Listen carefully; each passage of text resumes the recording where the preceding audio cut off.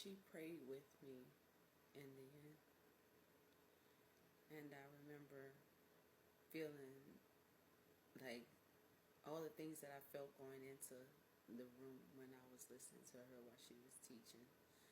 Um, all the anger and everything that I was feeling when I went into that room after she prayed for me, I no longer felt it. I was at peace. I just knew that, hey, it wasn't as bad as I was making it, if that makes sense. And so I went to bed, and I'll never forget. I woke up the next day, and God began to tell me that I needed to go on a fast. And all these things are new to me. I don't really know too much about fasting. Um, and he said I need to go on a fast. So I'm on this 36-hour fast. And while I'm on it, I'm reading the Bible and I'm praying. And I remember him telling me about the importance of knowing the season that we're in. And he began to talk to me about seasons. And when he started telling me about understanding where you are, what season you're in, and how important it is that you know, because it helps you to navigate better. It helps you to know the right questions to ask, to get the information that you need to get through that season, to learn what you need to learn, to, pick up what's being taught, to have an understanding. And so I'm sitting here and I'm like, okay, so I'm on this fast. And while on this fast, he's talking to me about the seasons. And then he began to explain seasons, and he explained the season that I was in. And I remember him saying, I was in a season of isolation. And that during a season of isolation, the purpose of a season of isolation is to where God calls us to himself, and everything and everybody around us kind of sort of disappears, basically fades into the background, and it's just us and him. And it's during the time that, he teaches us, he removes what needs to be removed, he's doing a renovation. Sort of like a butterfly.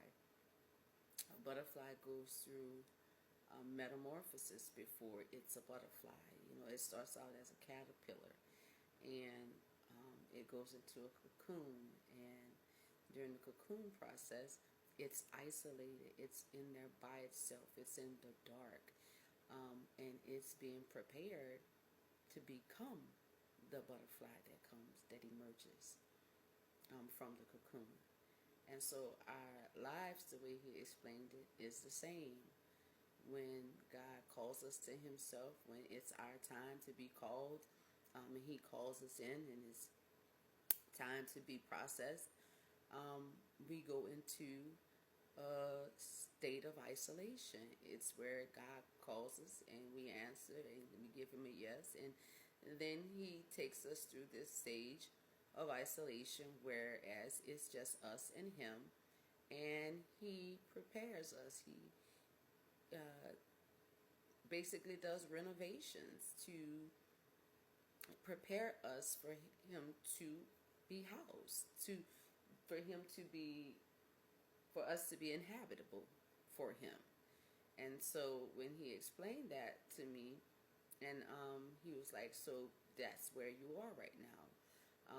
because at that time, like, yeah, I was going through so much. It seemed like all hell was breaking loose.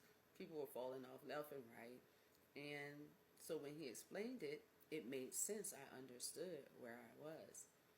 And during that time, there's a lot of teaching, there's a lot of preparation, there's a lot of tests that go on in that place.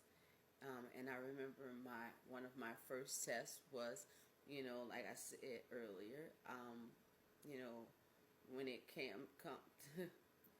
when it comes to my kids, um, I'm like a mama bear, like a lion, like um, I don't know any parent that does. They play about their kids, and so when it comes to my kids, I go straight to protective mode. And so, like I said, I was always one of those people that when it come to my kids, I'll show up at your house. Yeah, I'll go toe to toe with you behind my kids, and I used to pride myself on that. And I gave God my yes, and He explained to me during that fast what season I was in and what was the purpose of that season. It was a preparation season where He basically renovates. He starts removing things that don't need to be there, that aren't supposed to be there, and replacing it with things that should. He's giving resetting our perspective, our view on life and things, how we see them and how we view them. If it's not correct, and so if it's one sided, and so I remember while in that motel, my daughter got into it with a friend of hers at the time, and now mind you, we had two rooms, so I'm downstairs, they're upstairs, but I'm on the front, but they're on the back. And so I remember being in the room. I was in the room with my baby, and there's this knock on the door, and the lady from the front office, she comes and she says, "Hey, your children just got into a fight. I saw it on the cameras. I seen about 4 or 5 cars pull up, and then they jump out. Everybody went to fighting." Now, mind you, my oldest daughter is about 7 months pregnant, 6, 7 months pregnant, big.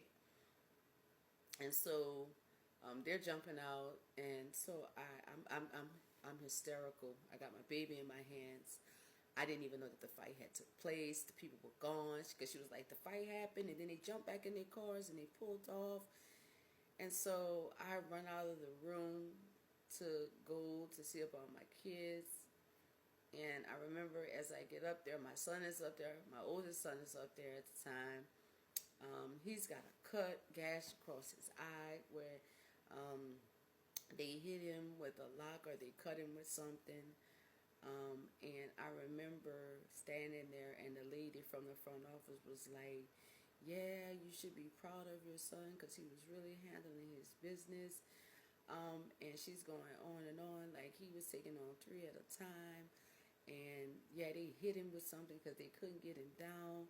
And so they was like, then they tried to jump on your pregnant daughter. So I'm hearing all of this, and I am blacking out. And I guess my baby I'm holding felt it to the point that she bit me, and that brought me back because I remember feeling the pain from her bite, and me telling her to let go was it literally what brought me back, because I was about to lose it. And so everything in me, my emotions are brewing up. I'm hearing this. I literally am ready to call my sister, and I am in kill mode, kick your door in mode. And I'll never forget it. I go back to the room after hearing everything, and I'm in there. I'm furious. I'm pacing back and forth because I got my baby, so I can't just run out in.